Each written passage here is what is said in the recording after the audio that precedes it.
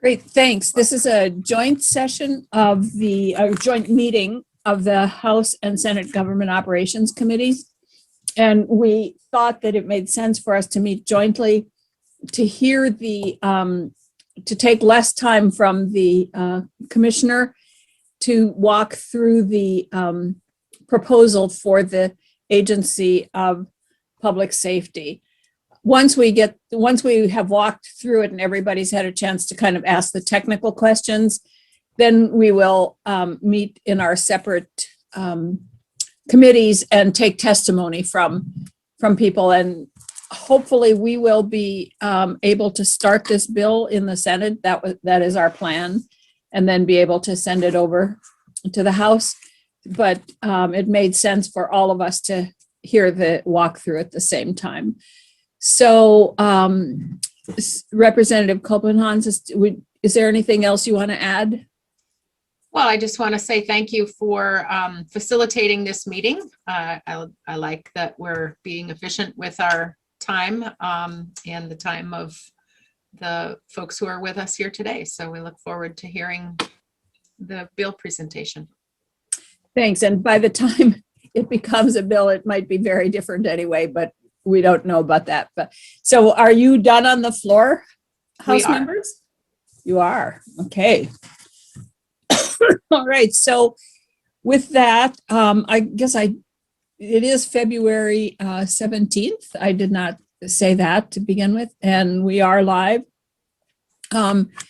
What our plan is today is then to have the commissioner, and I think it is not, the bill draft is not yet put in the form that we're used to seeing. I think it's being presented to us by the commissioner. We'll look at that. And I would remind people, and this may be different than the way you run your committees, but we do not use chat in our committees. The only reason that we use chat is if something is referred to and there's a link to that document, Gail will post that. But other than that, we don't allow chat to be used because we think of it as a sidebar conversation. And if we were in our committee rooms, we would ask people to leave and go to the hallway or the cafeteria and have their conversations. So we do the same thing here. Is that okay? All right. So with that, let's just jump right into it with the commissioner. And we apologize for this being so late.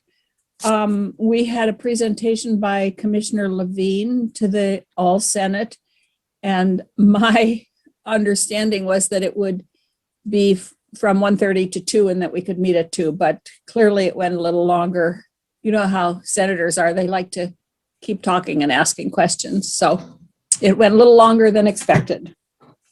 So with that, Commissioner, would you like to join us and start us on a as much of a walkthrough as you can do here, outlining where we're going and looking at the bill? And I realize it's 68 pages, but if we can do that, that would be great. And if there are technical questions as we go through, then what I would ask is if people would just speak up. And the reason for that is because given my technical setup here, I can't both see people and see the bill itself. So if you have a question that you need to ask the commissioner as we go through, just please identify yourself. Okay. Is that okay? Okay, great. So with that, Commissioner. Good afternoon, Madam Chair and committee members. Thank you very much for doing this together. It does help with the current pace of operations to be able to go through things fewer times. So I very much appreciate that. What is before you is a draft of a bill that flows from the general constructs that we've presented to you that were outlined both in the modernization plan that we've been talking about since January of 2020 and the governor's executive order that was issued earlier this year. The structure of the bill used a template that was one that was used previously by the General Assembly in creating an iterative structure for the evolution of an agency. Excuse me, Commissioner, I'm going to interrupt you for 1 second. I forgot that we would poll people to see if they wanted it to be put on the screen for all of us to see. So I'm looking here for if people would rather have it put on the screen for us. It's on our, at least it's on our website on Yeah. Senate GovOps, so we could just pull it up on, so we don't have to Right. Well, that's my interrupt question. the screen. Is there anybody here who would prefer it being pulled up on the screen? I'm seeing a lot of shaking of heads. So, okay, good. Sorry about that. Go ahead.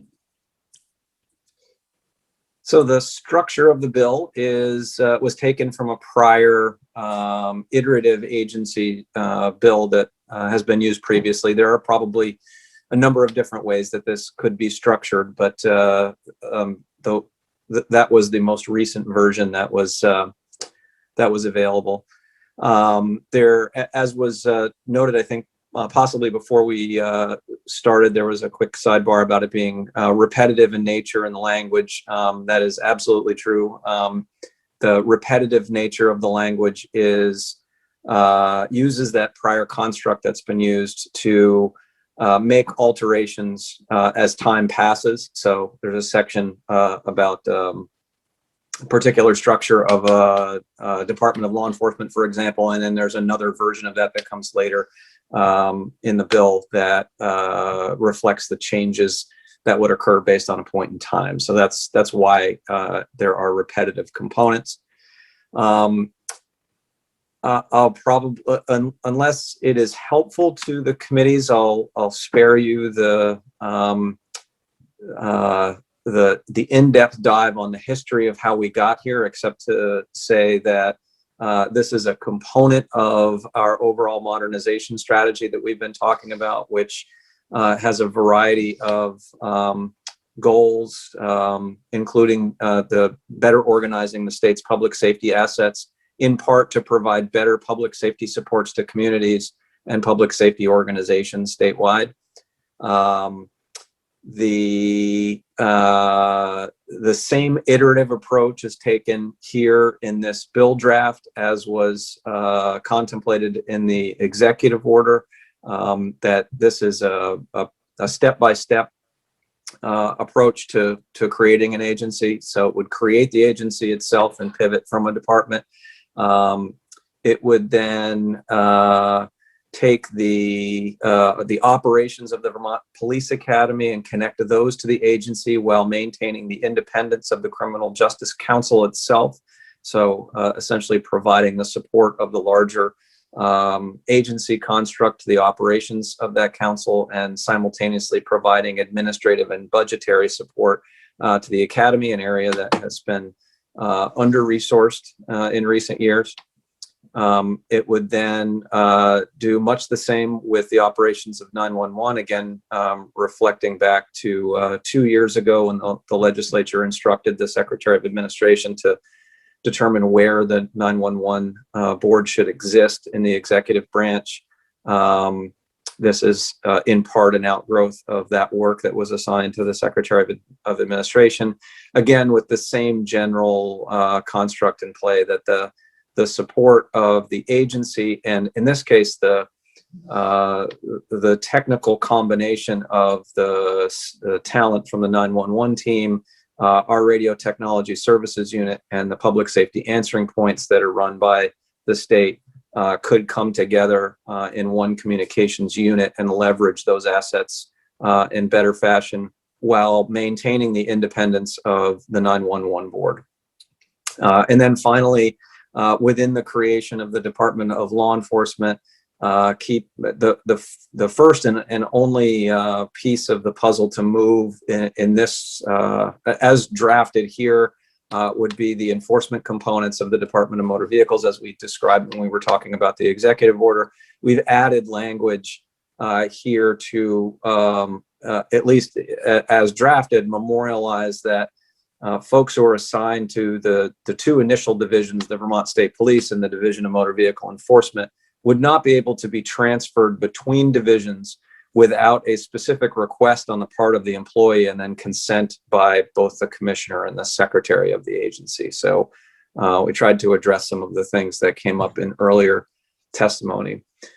So that is the 80,000 foot view, and I'm happy to walk through the 68 pages, but in a nutshell, each component of what's memorialized in those 68 pages either addresses one of those three initial moves that's contemplated in the bill as drafted under the new agency, and the other cross section of work that's done here is it addresses the places where the word department needs to be substituted, commissioner needs to be substituted with secretary, a lot of administrative work in the background that flows from some groundwork we did last January. If you go back to the modernization strategy that we put forward, there is an addendum at the end of that that outlines a variety of the places where statutory alterations would be necessary to create the agency, and a lot of the work that was outlined there has been embedded into this initial draft of the 68-page agency bill. So that's the high-level overview, and I'll pause there and ask to what extent you want me to go page by page. Are there any questions so far? I have one, actually. I don't understand, I guess, on page, I think it's just the second page, it's lines 1 through 8. I am not sure what that means. On page 2 and looking at lines 1 through 8, which starts with division means a major component. No, it must be a different page then. It's page 3, actually.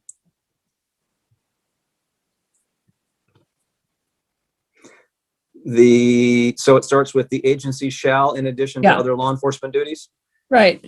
That is simply translating the existing language that creates the Department of Public Safety and adding the word agency. So much of the construct here is taking existing language that's already in statute and pivoting it to the agency. Oh, okay. All right. What is your pleasure here, committee members? Should we start going through it page by page to see what is actually in here? I'm not seeing anybody nod or shake. I think we should. I would at least like to get into more detail about certain parts of it, particularly the training council, how it's going to be, how the training will be independent while still being part of the agency, that kind of stuff. I think, we don't have to go through line by line, but I'd like to get into some of those elements. That's my thought. Yeah, I think you're right. I think we should go through it in a little more detail, page by page. Okay, happy to do that. So starting on page 1, the definitions again are taken from the existing chapters that create the Department of Public Safety and adding terminology that's applicable here. So instead of department, substituting agency and adding secretary in addition to commissioner. And that flows all the way to page 2. I should also say from the outset, as we get into some of the nuances, I skipped over this part of my notes, that there are areas that we are clear need additional legislative input and polish. And one that Senator Polina flagged, that separation that we keep describing. I think we've done some work on the separation between whether it's the 911 board and the operations of the 911 system and the council and the operations of the academy, but that's not it's not fully polished yet. There is more work to be done. So before I forget to mention that. Can I ask a question specifically? Yep. About that? Commissioner, we heard from you that they would remain independent, but I'm seeing here that now the secretary would be appointing the director of the Criminal Justice Council. I don't remember us discussing that. Yeah, that was drafted in here as primarily as a placeholder, and it mirrors the way that other agencies operate. However, we had a Criminal Justice Council meeting earlier today, and it's the pleasure of the council, and I think you may hear later from both the chair and or interim executive director that be altered to have the council playing a more prominent role in that appointment. So I wouldn't look at this as a rigid document. It's some of the areas are placeholders based on existing language that's in other agency structures. Thanks. Yeah, I think that if we can walk through this and raise those kinds of questions where we have concerns and flag them, and then hopefully before our next session, which will be next week, Commissioner, you and Amarin can work together to actually put this in the kind of format we're more used to seeing. And we can go through it and start really picking it apart. Senator White, Yes. so this is Representative Higley. Just wondering, the document that I'm looking at doesn't have page numbers. So how are we going to follow along? Can we stay consistent with the other numbers? I think, Mark, that you are probably looking at one that's in the email. If you look at I don't know what's on your website, but if you go to Senate Government Operations website and go to today's and go to documents. Okay, thanks. That should have it. Thanks. I had a quick follow-up. This is Representative Vyhovsky on Senator Rahm's question around the independence of the Criminal Justice Council. It also looks like in here that the budget comes under the purview of the Agency of Public Safety. I'm wondering if that is something that also has been weighed in on by the Criminal Justice Council, just in terms of full independence. If that was discussed, I would defer to the chair. I had to come over to House Government Operations during the council meeting today. So if that was part of the discussion, I missed it. That piece is intentional in the design, in large part so that the Academy would benefit from the larger budgetary implications of the agency. Basically be part of a much larger budget, which we see as an advantage. So for example, if the Academy needed a $500,000 infusion for investment in something, a $500,000 set against 120 or 130 million is quite different than $500,000 set against a $2 million budget. That's understandable, and I can certainly see that view. I think and I'm wondering, just when you have to start asking for money, that does take away some of your independence. So if the Criminal Justice Council budget is having to ask the larger agency for money, would you agree that that impacts their ability to be truly independent? Yes, it would have that side effect, but the hope would be that if we craft this correctly relative to the independence of the council and the council chair, that they would be able to act independent of the governor's budget, as you're seeing, I think, at least in limited fashion now, with the Academy advocating for some additional resources that weren't originally contemplated in the governor's recommend. Great, thank you. So we are on, for those with page numbers, it's 2 of 68 at the top. The next section, 6002, is the agency creation section. This largely mirrors the creation of the Department of Public Safety. So much of the language is taken from there. And I think there's been some added language at the end that it creates some more modern language around reforming law enforcement, standardizing training, policy adoption, implementation, data, technology, innovation, things of that nature that aren't part of the legacy language from the Department of Public Safety.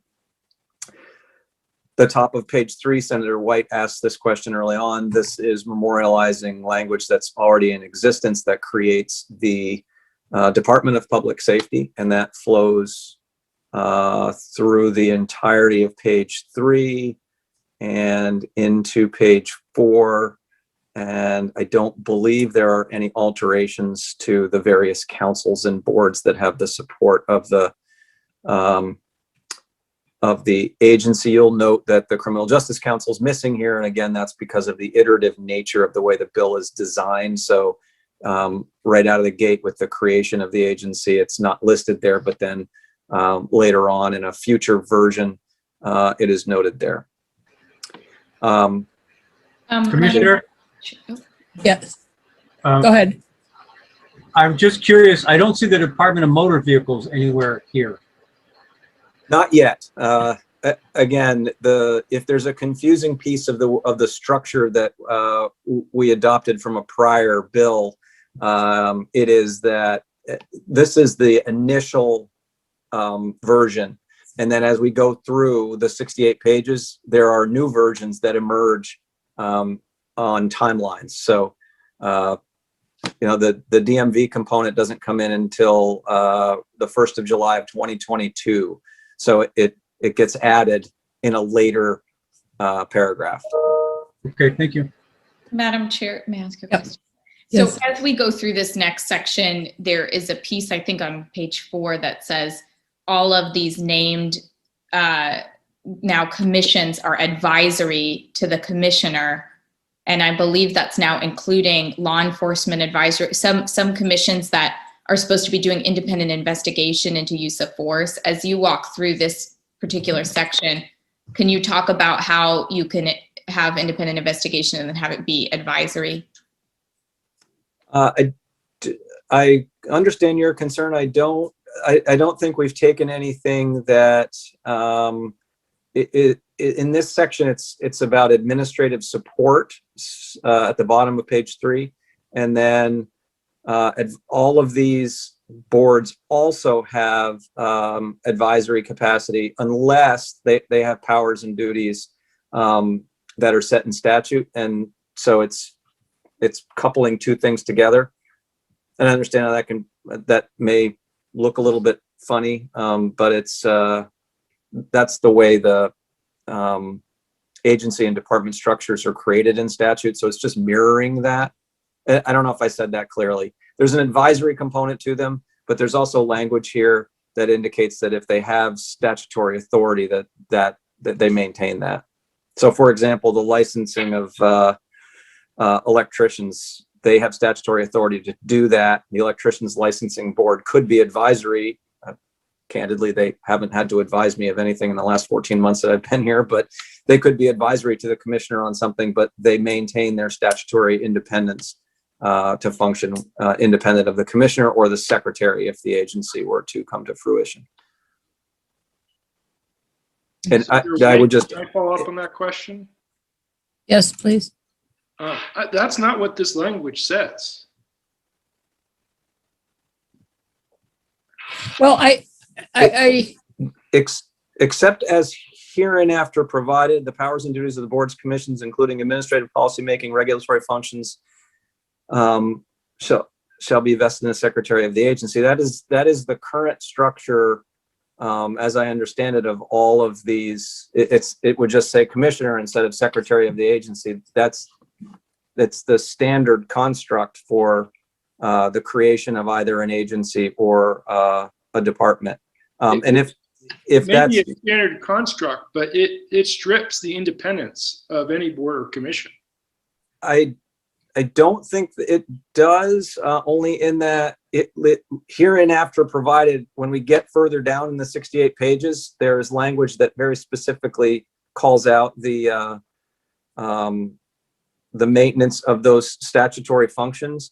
And if there's language to be changed here in 6003 to ensure that we're not inadvertently breaking something, absolutely, we should include it there as well. So if I can suggest that, that there will be changes to the language. I can guarantee that. So what I would hope that we're doing is looking at the intent of this and how it's done. And once Amarin gets her hands on this, I believe there probably will be a lot of clarification, and maybe because it was used there were a couple different things, an old bill and the standard construct for agencies. And then this new thing plopped on top of it, if that makes sense, that I think it's somewhat confusing here, and the here and after, I think that can be clarified but if we can get to the intent, so if the intent is to make sure that those commissions and boards maintain their statutory independence, then I think that we make a note of that's the intent here, and not get into the exact language at this point. Does that make sense? Because I think if we start looking at the exact language as opposed to the intent, then we're going to get so caught up here that we will probably get through page 6 before we're done today. And so what I'd like to do is just look at what the intent is, and then have Amarin work her magic and make it clear to us. And then we'll start nitpicking with words. Does that make sense to everybody? Can I see some shakes or nods or whatever? Okay. All right. So do you want to continue here? At your discretion, Madam Chair, happy to. Okay. I'm now at the bottom of page 4 in personnel designation. This is, again, a standard area where certain types of positions are designated as exempt, while all others are designated as classified service. On page 5, this section creates the agency under the direction of a secretary. Again, stock. I've not been through this before, so to the extent I'm referring to this as the stock language, that's how it's been represented to me by a variety of legal staff who are working on this. So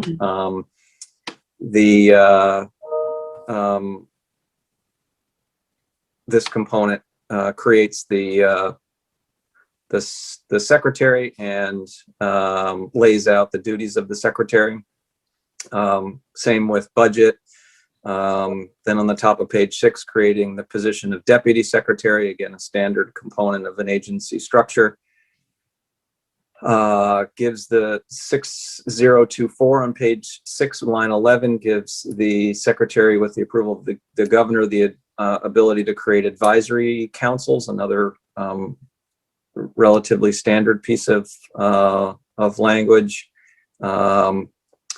The next section, 6025, allows for the transfer of components within the agency. Similar language exists relative to the operations of the department now. Here is where there has been some very mindful language added in line 19, notwithstanding the section above. Members from different divisions of the Department of Law Enforcement shall not be reassigned or transferred outside their division unless the member requests the transfer and the commissioner approves. That's designed to mitigate historic fears that these kinds of efforts were to simply create one large law enforcement organization under the Division of State Police. And as we've indicated, that is not the intent here. So there's language to memorialize that's been added. Budgetary control is subsection C, page 7, line 3. And then it gets into multiple pages around the duties of commissioners and directors. And again, this is all language that comes from the Department of Public Safety and is, as I understand it, largely mirrored in the construction of other components of state government. 6053, line 5 of page 8.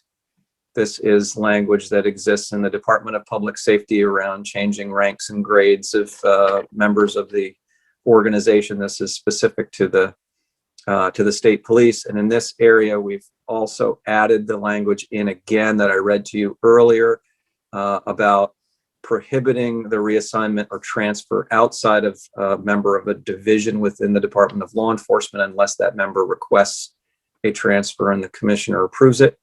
It may be redundant, but because as Representative Gannon noted above, with some language that then gets modified later on, in places where we catch that, we're trying to reiterate the language for clarity. Then the remainder of that section is all pretty standard until you get to page 9, line 12, number 9. Divisions within the Department of Law Enforcement may not be abolished or transferred. Again, trying to galvanize that at least initially, well, not initially, but within 18 months or so of the formation of the agency, should the General Assembly agree, there will be 2 components of the Department of Law Enforcement, and they're not to be melded together without the General Assembly weighing in and doing that via statute. The 6054 on page 9, line 15, outlines the duties of directors. Again, that is, directors are a standard piece of the construct of both agencies and departments in state government, and that's the language that goes with the creation of directors' positions. By way of background, right now in a department, the directors are the Colonel Birmingham as a director, Director DeRocher in fire safety, Director Borneman in emergency management, Director Conti in the lab, and Director Hollenbeck in administration. Just to give you the context of difference between commissioner and director. The Department of Fire Safety and Emergency Management begins on page 10, line 9, section 6082. This is the formal creation of the department rather than 2 separate divisions which are created within the Department of Public Safety right now. And then immediately following that, the creation of the Division of Support Services and the assignment of certain tasks to the Division of Support Services that are outlined through page 11. And then beginning at, I should pause. We've just done like 8 pages, so I'll pause there just in case there are comments or to make sure my audio is still working. Are all the directors at this point of the same pay grade or relative? Relative, yes, based on a couple different factors. Size of the division impacts that, and time in service, of course. Any other questions up to this point? Can I, sorry, this is Representative LaFave, can I please go back to page 9, section 9? So you said that within the Department of Law Enforcement may not be abolished or transferred. You said unless it was brought up by legislation. So are you referring back to DMV and such, or is that something else that I had missed? Like, are you saying that that could be eventually done through legislation?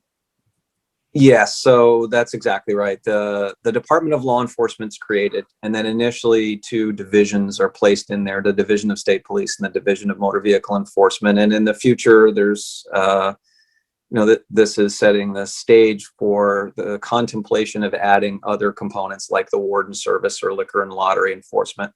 What this is memorializing is that once that division's created, in this case, the two that would exist in the agency to start with, or by 2022, that they cannot be abolished or transferred without a change in the law. So the secretary can't just say, all right, we're done having multiple divisions in the Department of Law Enforcement. We're just going to have one big state police and we're going to squish everybody together. Thank you.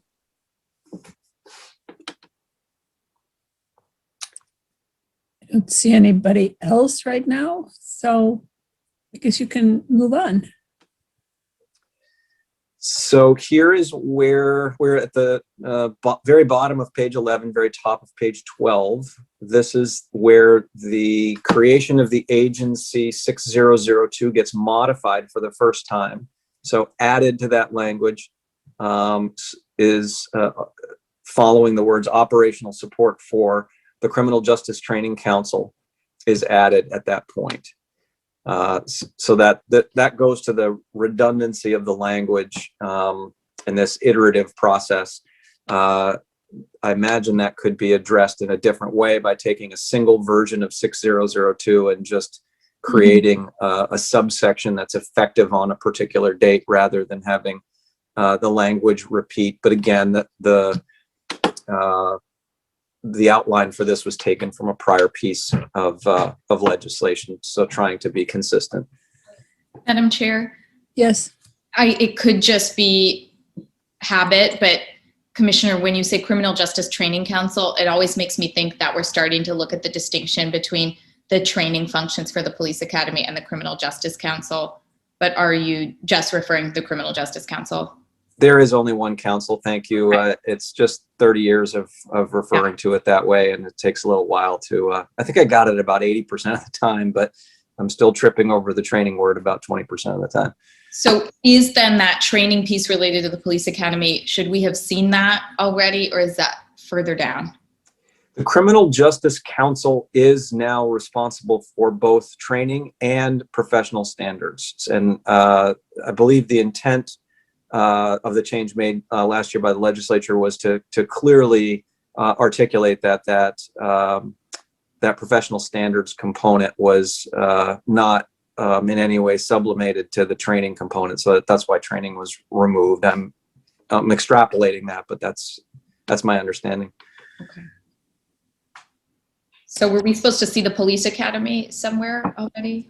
No, and that's a good question as well. And I would ask at whatever point is appropriate for both Director Sheets and the Council Chair Sorrell to potentially address any suggestions for how to better memorialize the difference between the operations of the Academy and the Criminal Justice Council itself. That is an area of weakness in the draft that will need to be addressed. It's just that language doesn't exist anywhere yet, so there wasn't anything to work from. So it is an area where I think we've got to do some additional work. I would suggest again that I think there are a lot of changes to the format. The way I am looking at this, I would change a lot of this format, and I think that there will be additions to the language. And so what I would recommend on this particular issue is that Mr. Sheets and Mr. Sorrell work with you, Commissioner, and Ameren to come up with the best language to put in here for that differentiation. Does that make sense to do it that way? Because I don't think if we start doing it now and trying to pick at words, we're going to be lost. If they can come up with some language for us to then look at. Can I get the two bills to either shake or nod? Yes, They're nodding. good idea. Good idea. Okay. Otherwise, wordsmithing will eat us up with time. Right. Okay. They're nodding. So, okay. So we are now on, unfortunately, only page 13, section 6003 in the advisory capacity section. that Representative Gannon flagged earlier with some ambiguity and as having ambiguity. And added here on line 14 is at least preliminary language that attempts to clearly delineate the Criminal Justice Council retaining and exercising all powers and functions given to it that are administrative in nature, including the power to develop training delivery methodology, administering professional standards, conduct investigations and hearings, and adjudicating officer conduct, et cetera. So that is, again, language that will need to be tweaked.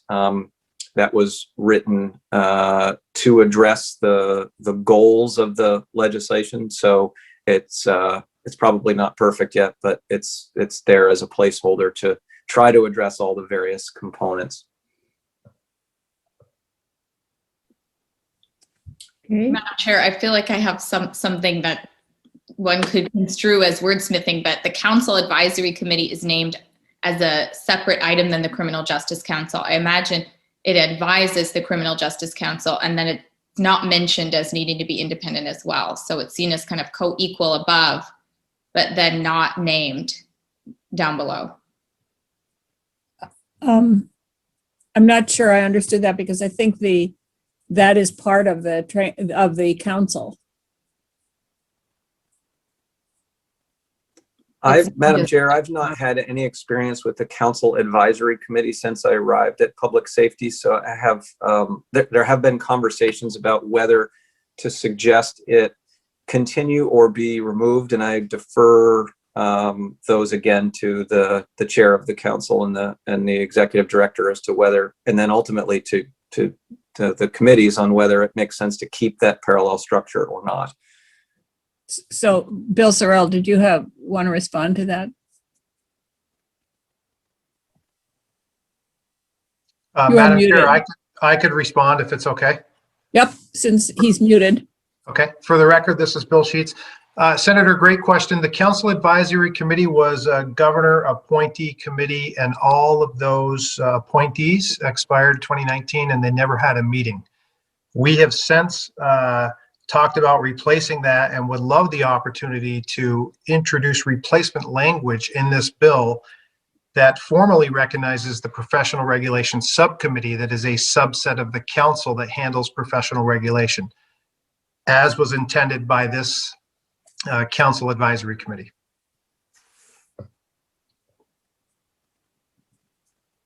Thank you. And if I may just add, my sense at one point was that was where a lot of lay people, civilians, particularly BIPOC and other marginalized folks were going to be. So it's not semantics. It's really important, I think, that we know where that advisory committee lives and what its function is and who it reports to. Yeah, Senator, it's critically important to us too, and that subcommittee that we currently have in place is well represented and doing a tremendous job. Yeah. So we, in some communications over the weekend, articulated to the commissioner and to the governor's legal counsel that although it appears on the governor's website that the advisory committee exists, that as the executive director said, their terms all ran in 19, they hadn't met.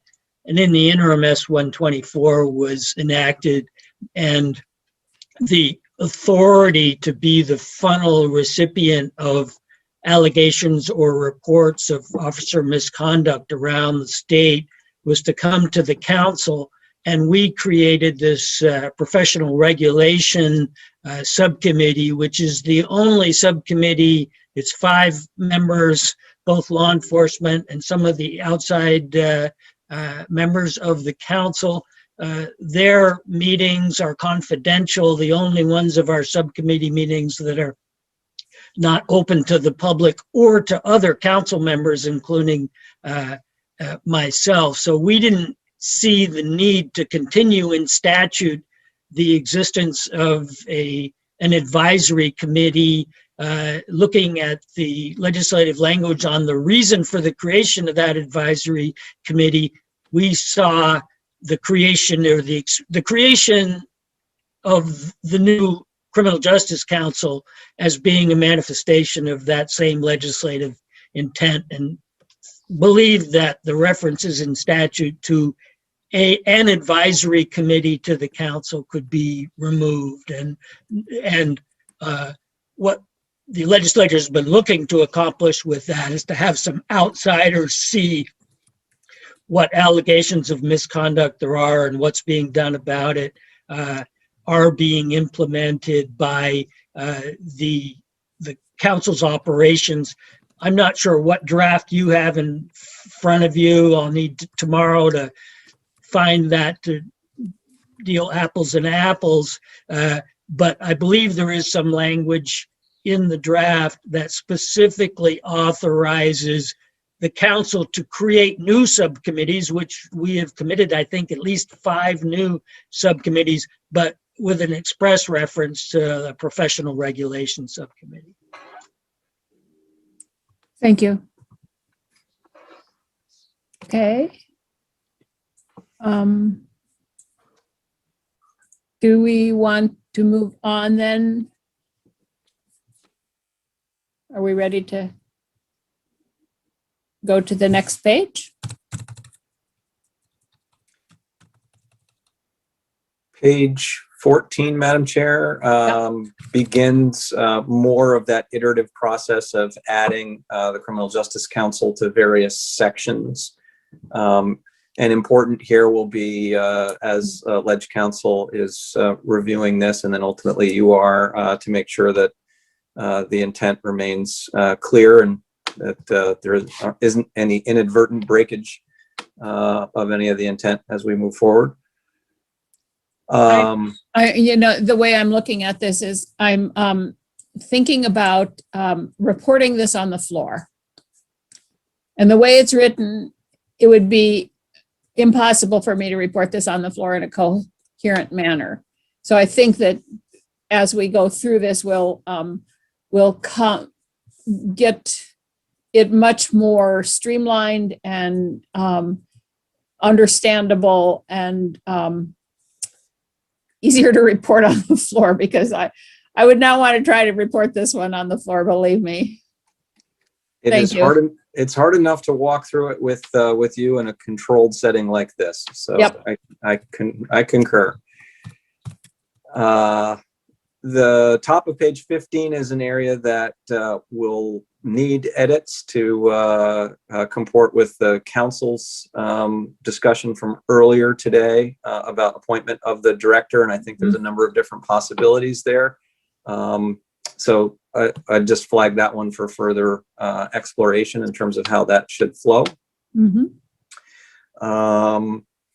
There are then a number of sections where there are administrative changes being made, simply swapping out the Secretary of Public Safety for the Commissioner of Public Safety. And those go on for a couple of pages until we get to page 18.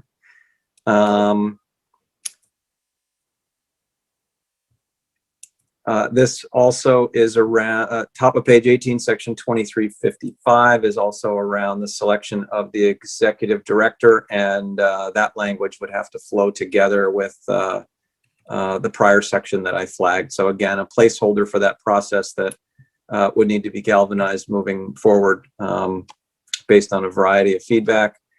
The budgeting section that's been flagged already, the director submitting a budget to the secretary, that's a normal course of business within an agency or department. Whether or not we want to flag that the council with its independence may make arguments, budgetary arguments, I'd leave, of course, at your discretion.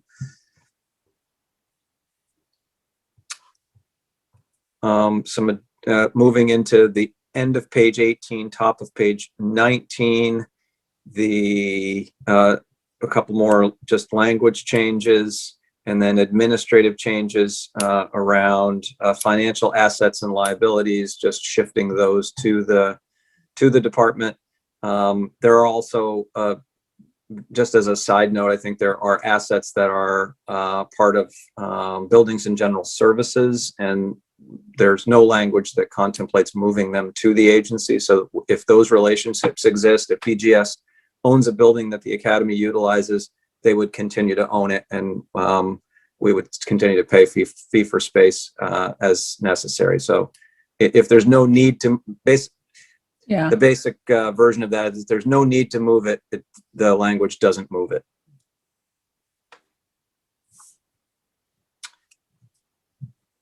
Then on page 20, we begin the third iteration of the creation of the agency with the 911 board moving, and the Department of Law Enforcement now having, down on line 18, the Division of Motor Vehicle Enforcement. And the following sections, again, are repetitive, and this is probably an area where they could be collapsed together in some fashion. Yeah, I think they probably, well, my drafting style, they would be, but. The top of page 24, I'll flag as another area where the board is advising the secretary on the selection of the executive director of the 911 board. So again, there may be alterations that you want to make there. I don't think we're wedded to any particular mechanism. There are a variety of them that are used throughout state government for the selection of the executive directors of various either independent or semi-independent components. We had a number of them in the Agency of Commerce as well.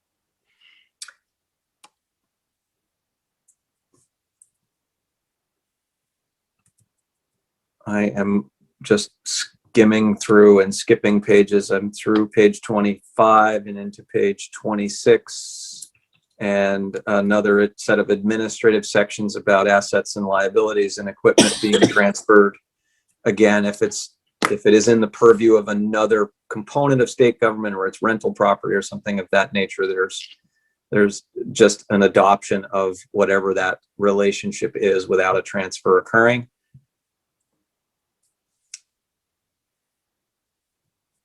The top of page 26, section 8, title 23, administration and enforcement of title, spells out that a memorandum of understanding to carry out duties should be created, and there is already some language. This just modifies it to acknowledge the altered nature of the relationship there, but you'll see in the strikeouts that there are already such provisions, similar provisions that are in place relative to the cooperation between the Department of Public Safety and the Department of Motor Vehicles.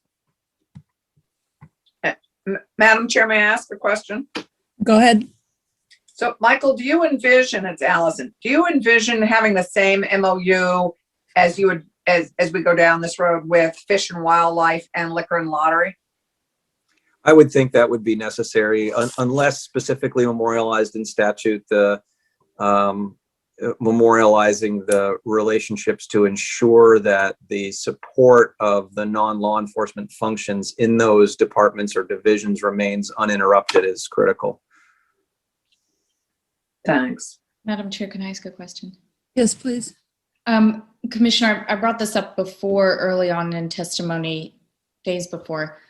Is there any assurance here you can give for our driver's privilege card community that more deeper merging of motor vehicles and the rest of public safety won't result in some kind of additional oversight of their identity and immigration status? I can. It actually could create the opposite, because we're decoupling the enforcement components of motor vehicles from the Department of Motor Vehicles that issues those cards, and coupling them to the Department of Public Safety, which doesn't have any responsibility for the issuance or maintenance of those cards.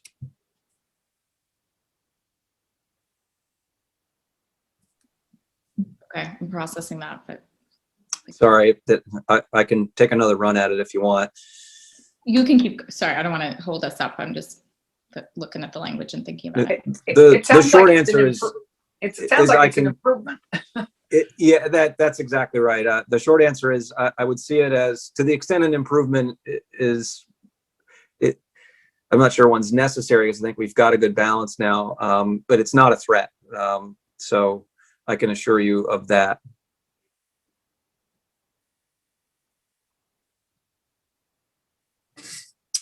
Okay. There is a section at the top of page 27 that's administrative in nature, switching department to agency relative to automatic license plate readers.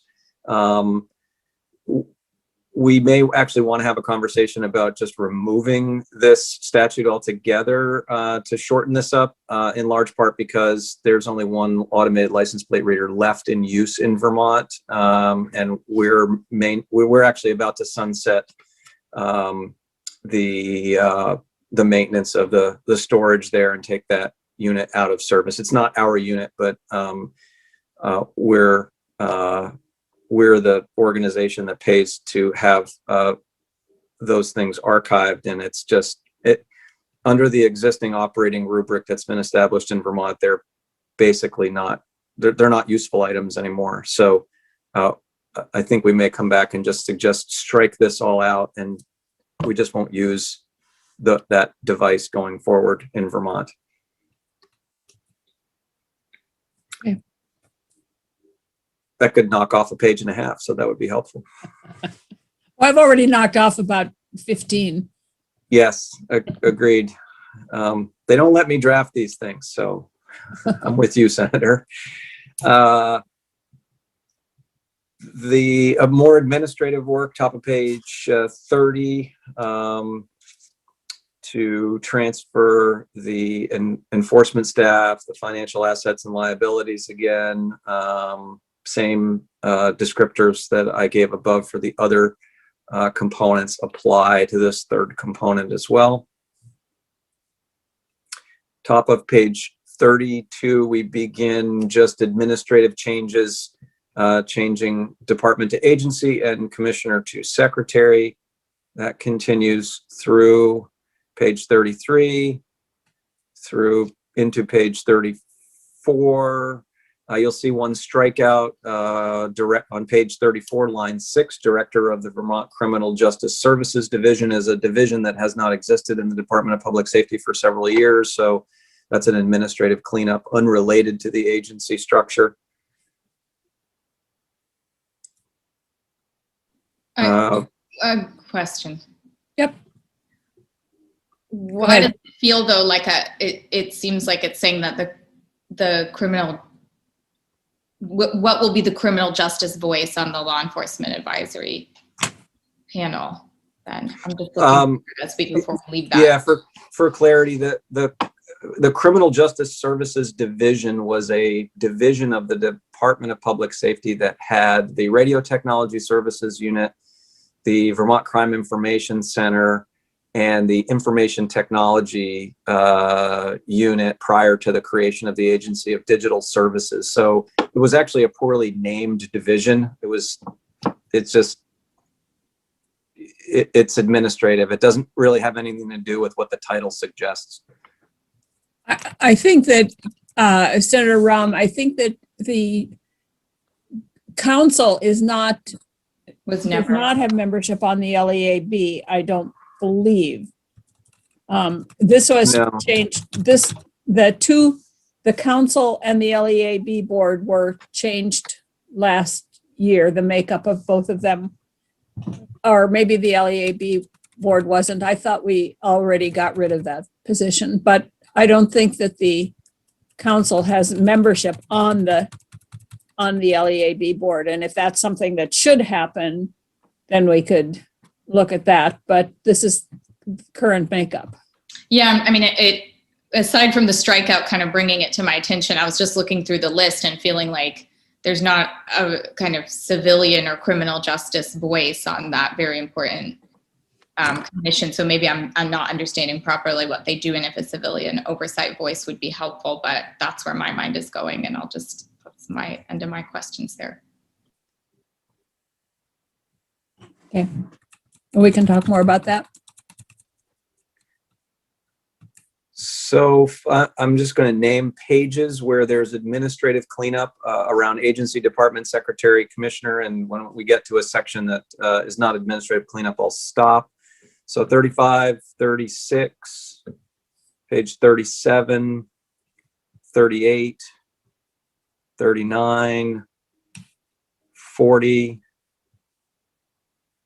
41, 42, 43. Top of page 44, there is, I've forgotten now, I think it was Senator Clarkson asked about future memoranda of understanding, and that's actually called out top of page 44, line 1.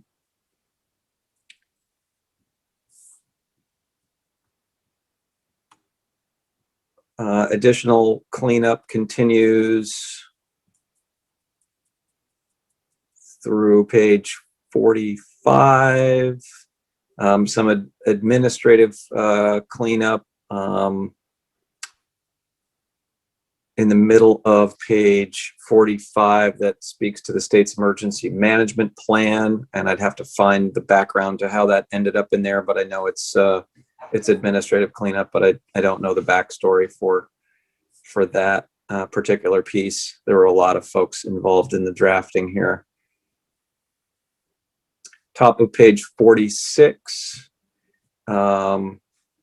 This is existing language, but there's been some clarifications added for certified law enforcement officers assigned to the Department of Law Enforcement, where previously the only law enforcement folks in the department were the state police. So while it's not just a straight substitution of secretary for commissioner or agency for department, it relates to that level of administrative cleanup.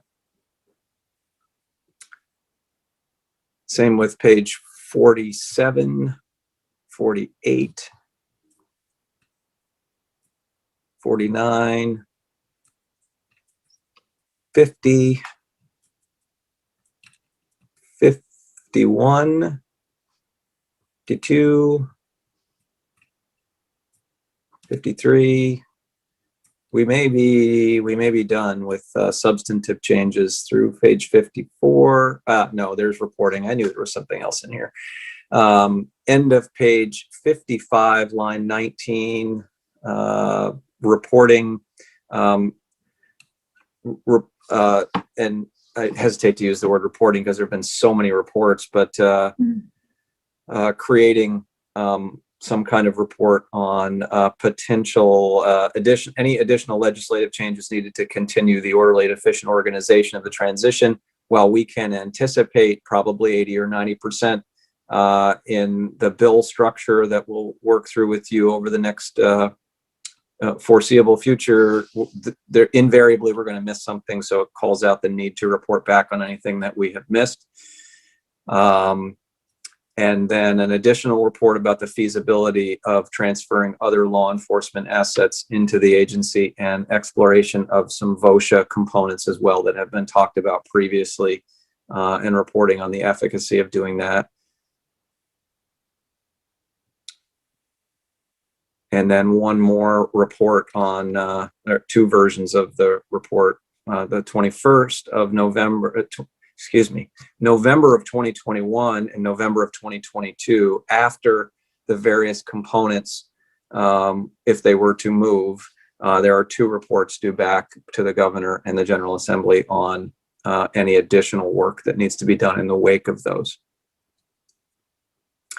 Then page 57 makes alterations to the governor's cabinet pursuant to the change to secretary from commissioner of public safety.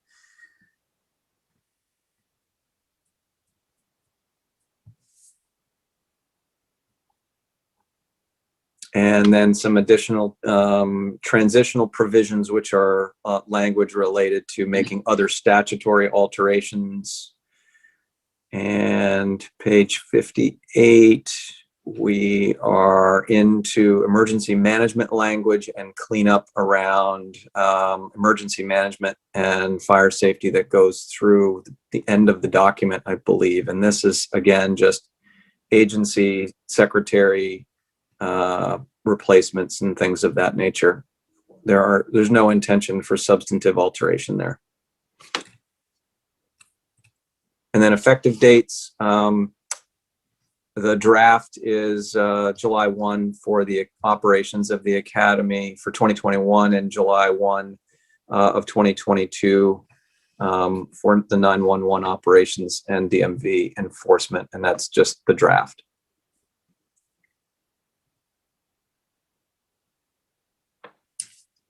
Okay, where are we? Committees? Does anybody have any question? I do believe that there's I might be wrong, but I do think that there are ways of formatting it that will do, like, all of the last pages and all the pages where just commissioner was substituted with secretary and stuff. Clearly, we have to have those in the statutes, but in the creation of the agency itself, I think there's more efficient way of drafting it, but I may be wrong, but we can talk about that. But in terms of the intent of it, are there any technical questions about the intent of it? And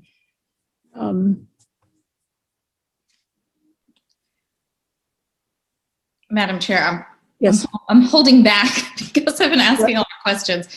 As I sort of take this all in, you know, in the middle of a pandemic, I feel like one of the reasons people might think we're doing this is so that there can be more streamlined emergency communications, emergency operations, you know, ways of consolidating our response to disasters and pandemics, et cetera. That doesn't seem to sort of show up in many places here. Commissioner, would you, I just feel like that's probably why people would think we're talking about public safety so much right now in some ways. Do you see any place to sort of strengthen the line of communication or chain of command around emergencies and disasters? It would, it's a great question. It would do that by design. You know, unfortunately, in the 68 pages, it is all administrivia about the creation and structure of state government, which is sort of inside baseball to that. But an outgrowth of the agency that has been flagged in reports since I was a toddler, all indicate better service delivery, more streamlined delivery of emergency operations, better sharing of assets, better sharing of facilities, more mindful delivery of services to Vermonters instead of, and these reports don't exist exclusively in public safety. When I was in commerce, we only went back 3 years. We had 143 reports that related to the delivery of economic services to Vermonters and housing and tourism and marketing, and that was only in a 3-year window. And the themes are similar. The fragmentation with which the state government has organically grown up create inefficiencies and lost opportunities to deliver service. And despite the fact that we have great folks in all of the various divisions and operating elements we're talking about combining, having them together would produce an even better product than we're able to produce now.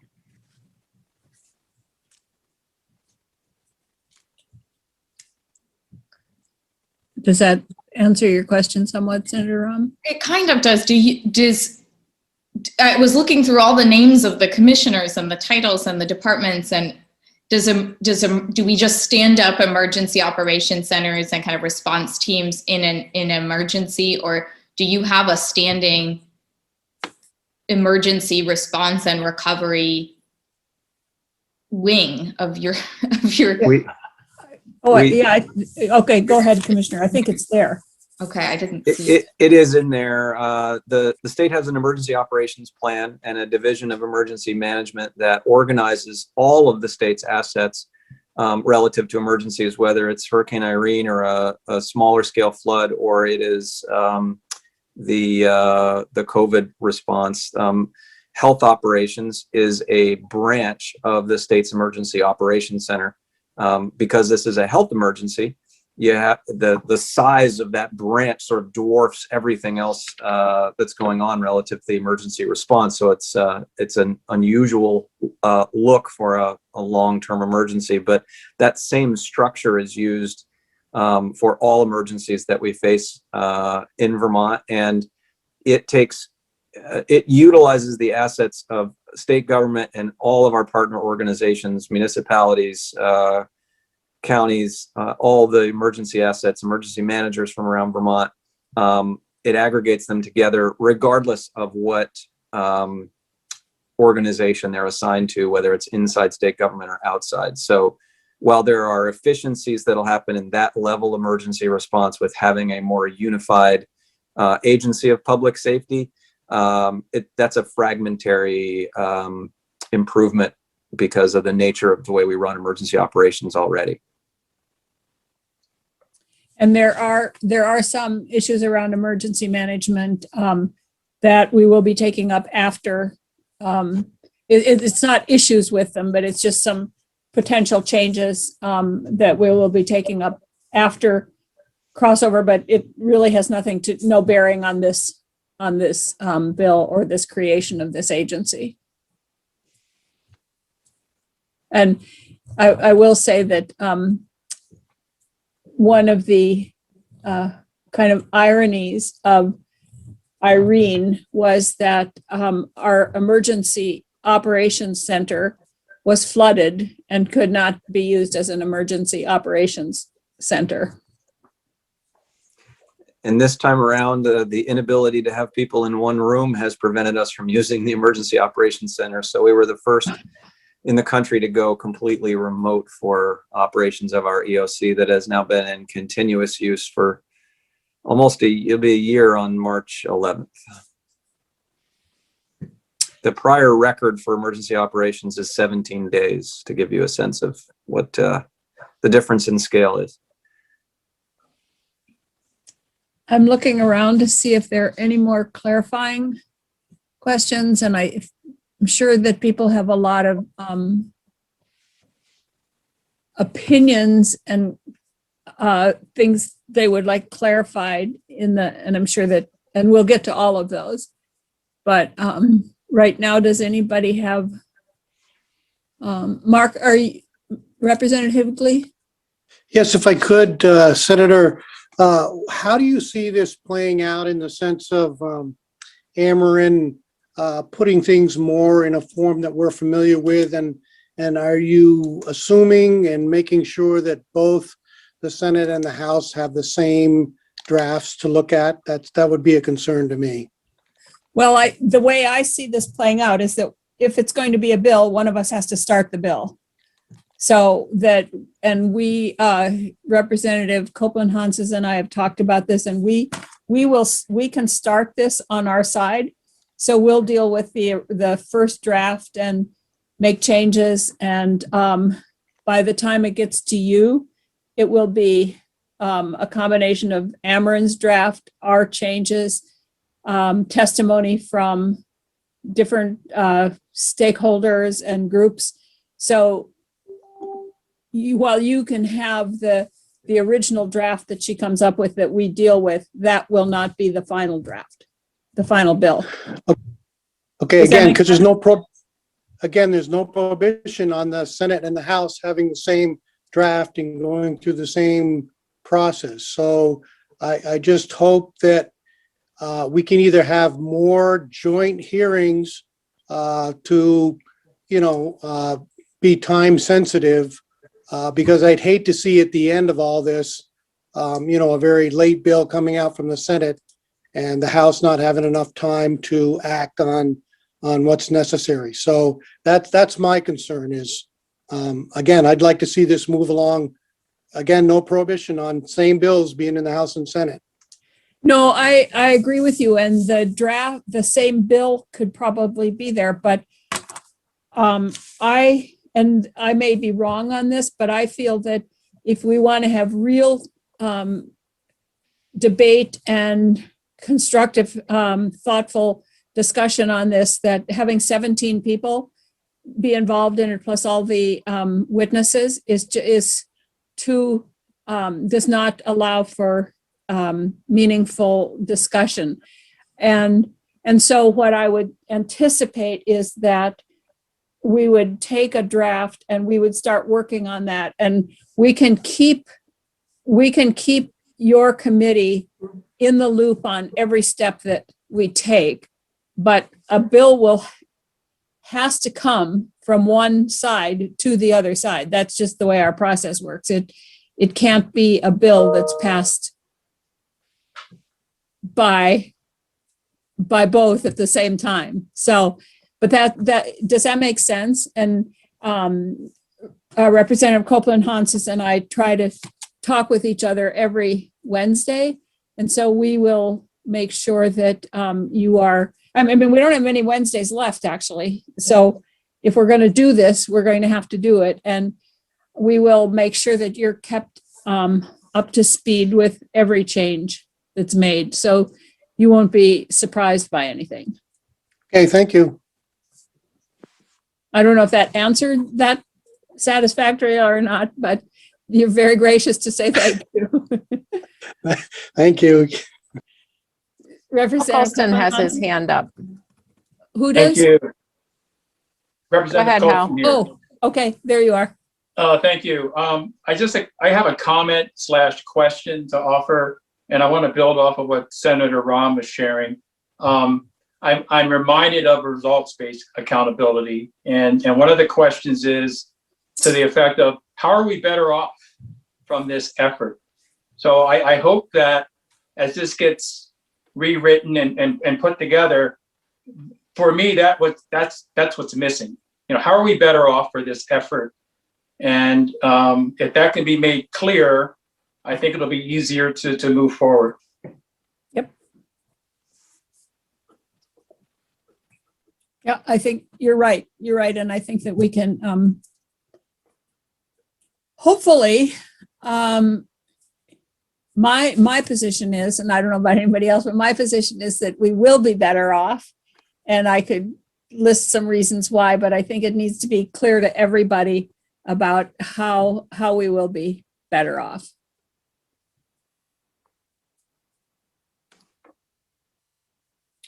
Anybody else? I don't see any hands going up.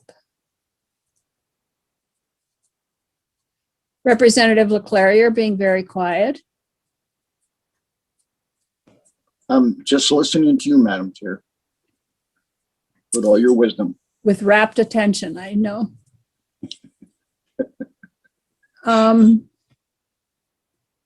Anybody else? Madam Chair, can I just? Yes, yes, please. I am concerned that this bill doesn't address a lot of the funding issues with, like the E911 board. I mean, there's nothing in here to address that. And some of the underfunding issues. And, I would anticipate, given how long the Department of Public Safety has worked on some of this, that those things would have been addressed in this draft bill. Because it's not like these issues haven't been raised in committee, in reports, and I just don't see that here. If I may, Madam Chair. Yes, please. They're not addressed in the bill, Representative Gannon, because the bill is structural to the formation of the agency. We have testified and had a number of side conversations with legislators around approaches to the 911 challenge, in part, and this is an opportunity to pitch both committees on some additional work in parallel to this. Last year, as part of S124, there was a provision that was passed that prohibited us from executing a statute that allows for the billing of dispatch services. We had put forth a plan to phase in over 4 years fees for agencies that are receiving dispatch services for free as an to try to create some parity in the investments that municipalities and others make in their emergency communications. Those conversations in recent months, starting late summer, I believe, have taken the form of that billing that we were planning to do was not to balance our budget, but rather to just create that parity that I was describing. An outgrowth of that, it may be that you could either reinvest those dollars into the 911 operation, and that's an advantage to bolting together the operations of the 911 system, our radio technology services group, and the PSAPs themselves that I've described previously. Or another option, unrelated to your question, but just for clarity, so I get on the table all the things that we've offered as possibilities. There are both county efforts and multi-agency municipal efforts to try to create regional communication centers, and upfront funding is one of the challenges there. So one of the options may be to use those funding inflows to help with startup funds for other regional communication efforts, which again are one of those things that's repetitively mentioned over the reports in the last 50 years as a best practice, and has been only lightly undertaken in Vermont for a variety of reasons, not the least of which is funding. So we very much have contemplated how to solve some of those problems. Those solutions are not contained in the draft legislation because there really isn't a mechanism to do that. These are just structural changes that are in the draft. So I don't know that that answers your question, Representative Gannon, but I do know that I don't know how other agencies are structured in our statutes, and if they answer funding questions in the structure of the agency itself, or if those are separate issues that are addressed separately. I would be surprised if the Department of Mental Health, for example, in the statutes that create the structure of the Department of Mental Health, talk about the funding for mental health services. That's all I was thinking. But I don't know if that answers your question or not, Representative Gannon. Well, it doesn't, but that's all right. We'll have our opportunity to look at the bill. Mm-hmm. Anybody else have? Madam Chair. Yes.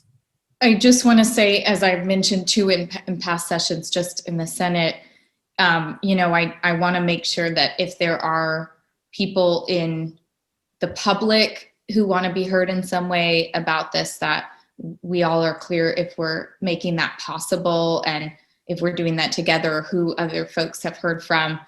There was an open docket, obviously, about this, and I am aware of people who wrote into that open docket and had some serious concerns, particularly from affected communities by policing and public safety apparatus. And so, I just want to make sure at some point what one or both of our bodies are hearing from those folks as well. We will hear from anybody who wants to testify. I think we've always tried to do that on every bill, and so I see no difference here, that we will listen to people. Senator Polina. Sorry about that. In a sense, I want to echo what Senator Rahm just said and go back to what Representative Colson said about making sure that how are we going to measure if we're better off or not. And a lot of the conversation about setting up this agency is around efficiency and effectiveness of policing, and I think that's fine. That's not a bad thing, and that could help us be better off. But I think there are a lot of people around the state, BIPOC community and others, who would want us, when they think about how could we be better off, they want to feel more safe and secure in their communities, and know that we're going to have a police force that is really responsible to the community and responsive to the community. So I think that's really something that we have to look at really closely as we move. To me, that's the most fundamental thing that we have to discuss, is are we really going to make this a better agency be something that's more effective and more efficient police force, which I'm not saying is bad, but there's a lot of other issues that people see it through different lenses. And I think that we have to make sure that we are building a system that is going to improve our responsiveness to people of color and other in vulnerable communities. Thank you.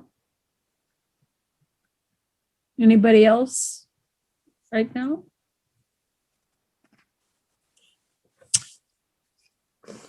All right, so can we ask if the commissioner and Amarin, if we can have another draft that's, I'm not sure how to put this, but I guess I'll talk to you afterwards, Amarin, because I think that there are some ways of doing this that would be much clearer. And also making sure that Bill Sheets and Bill Sorrell have the language that we talked about. Anything else that we need to make sure we get in here? And then next week we'll start hearing from people who are testifying on the draft bill itself, if that makes sense. Madam Chair, if I may, I think it does make sense, and I've certainly heard some discussion on expediency, but I do think that given a change of this magnitude and where we sit with the questions around public safety and policing, that it might make sense to pursue public hearing on an issue this large.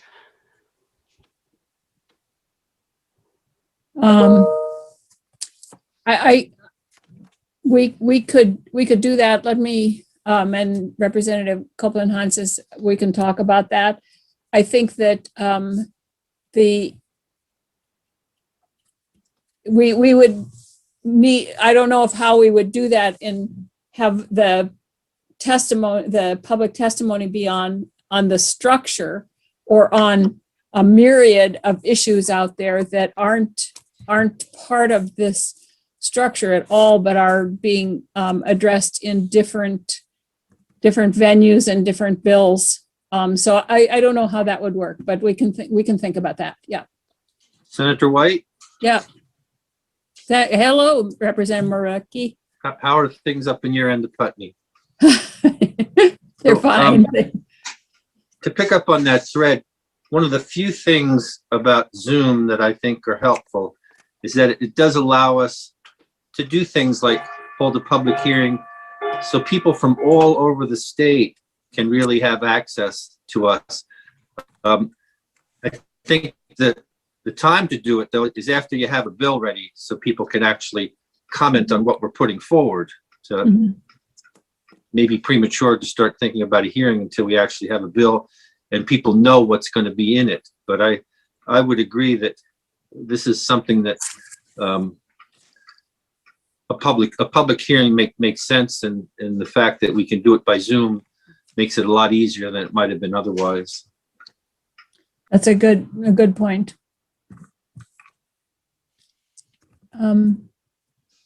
Anything else? I'm looking around. I don't see anybody else. Okay.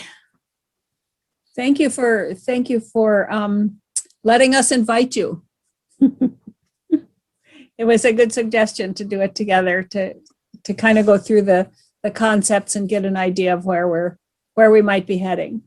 Thank you, Senator White, for making this meeting available to us today. And if you get to a point where you're ready to do a public hearing, I would love to share with you the tips and tricks that we learned in doing our public hearings last August or September.